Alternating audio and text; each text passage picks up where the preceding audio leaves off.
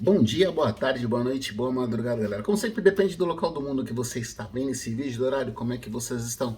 Vídeo pro Instagram, um vídeo do Instagram não tá deixando, então um vídeo vai pro YouTube, vai pro YouTube do canal Futijotas, que é onde a gente está conseguindo agora gravar os vídeos com um pouco mais de tempo, né, para falar nesse dia 3 de março, começando o terceiro mês do ano.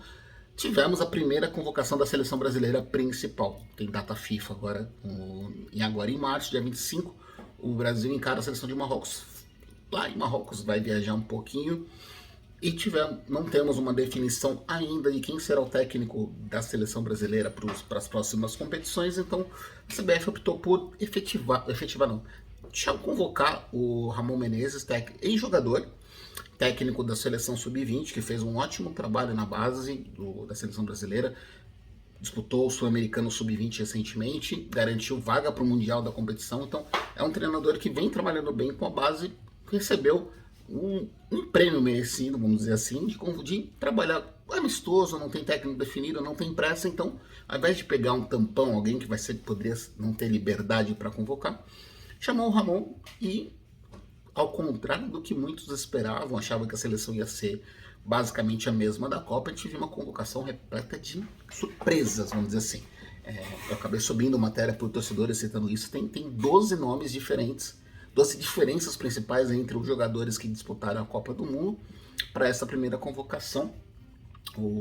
Foram 15, pegando assim, ele chamou 23 atletas, teve 15 jogadores que não atuaram que não atuaram 15 jogadores que estavam na Copa do Mundo não foram convocados, aí ele chamou e teve todas essas surpresas, principalmente com destaque para jogadores que atuaram com ele no Sub-20, então ele acabou trazendo alguns atletas que não é por são atletas que merecem também começar a serem testados nesse novo ciclo.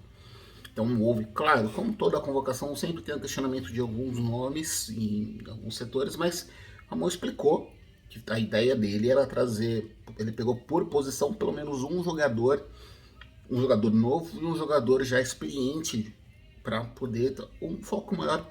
Vamos começar a renovar. É um novo ciclo. Então, jogadores como Thiago Silva, que não foi convocado nessa vez, por exemplo, Fabinho do Liverpool, são atletas que não vão estar nos próximos ciclos. Então, até por conta disso, eu entendo. O clubismo fala muito alto em alguns casos, o pessoal citando alguns jogadores que não foram convocados. Vou pegar um exemplo, o Renato Augusto do Corinthians, que vem jogando bem, começando bem a temporada, mas não é um cara que vai estar na próxima Copa. O Cássio, ou talvez o próprio Everton que foi convocado, eu já talvez estaria pensando que o Everton e o Cássio estão jogando muito bem nessa temporada, mas eu acho que os dois não vão estar no próximo ciclo, vamos dizer assim, não vão disputar a próxima Copa do Mundo em 2026. Mas eu gostei muito da convocação.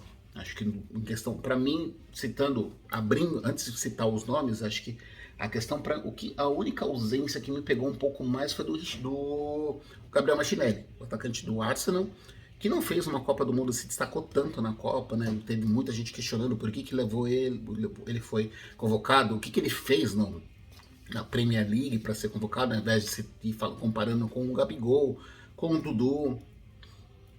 Mas você tem assim, vamos pegar por setores, né?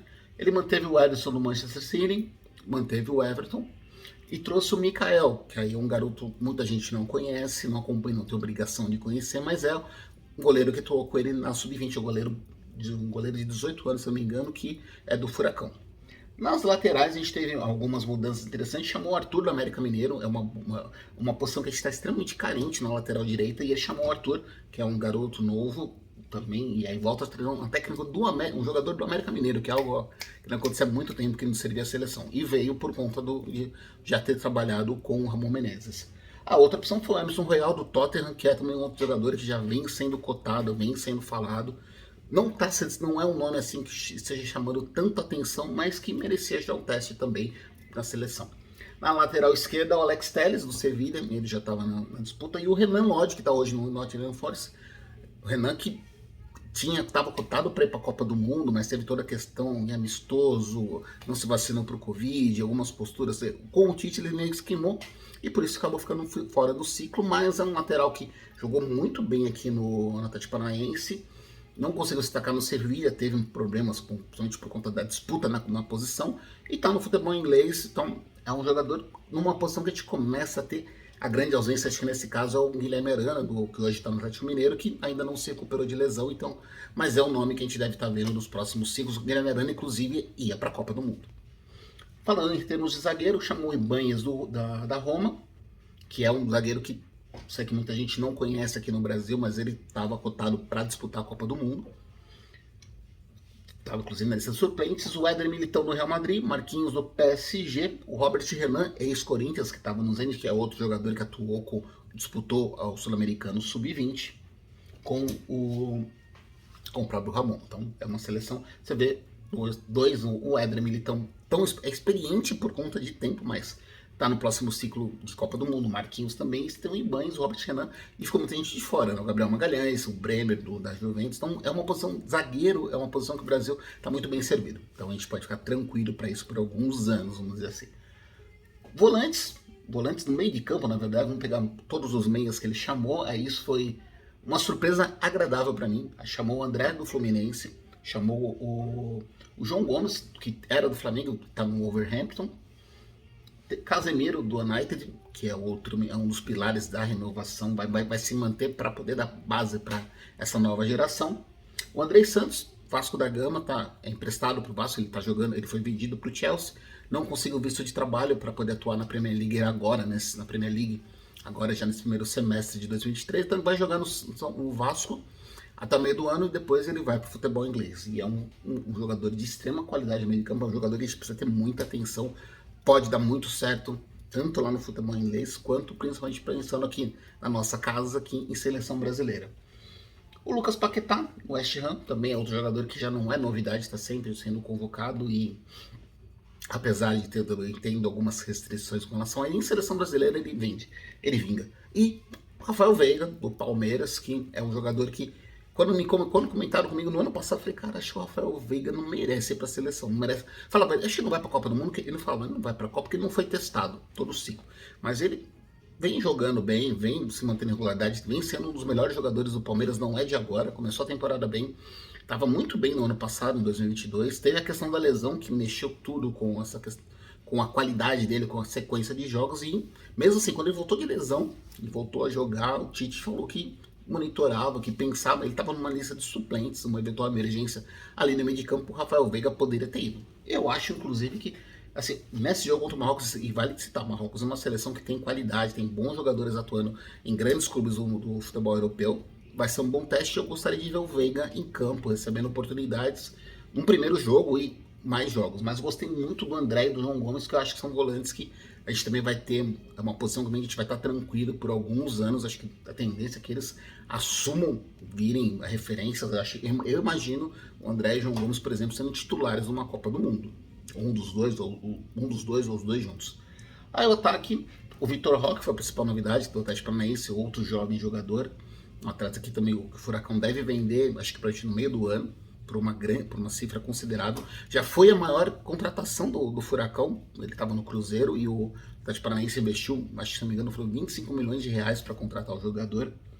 E aí o Rony do Palmeiras, aí esse é um nome que eu questiono um pouco, acho que não merecia estar na convocação, não acho que ele está jogando nesse altíssimo nível para de repente estar no ciclo olímpico, acho que de repente ao invés do Rony, era para levar o Gabriel Bettinelli do Arsenal. Aí você tem o Antony do Manchester United, Richarlison do Tottenham, que não vem fazendo gols. O Richarlison está em uma fase no Tottenham e não conseguiu se firmar, né? Desde que se transferiu para esse clube.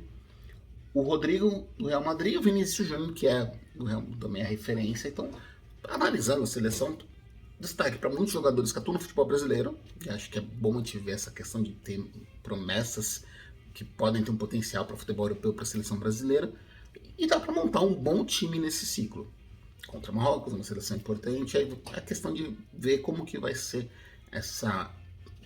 esse processo e como será o trabalho do Ramon Menezes, né? O que ele vai trazer em termos de, pelo menos, esse amistoso. Tem a chance dele disputar, ele ter comandar também. Se não me engano, tem amistoso em junho, só não está fugindo contra quem que é.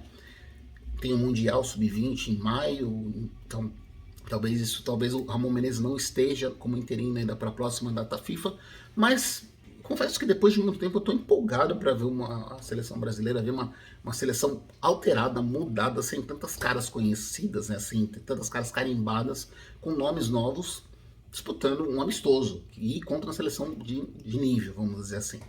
Mas isso a gente vai ver só daqui a algumas semanas, e aí eu espero poder trazer aqui para vocês um vídeo com as minhas opiniões, mas hoje termina assim falando, cara, gostei da convocação.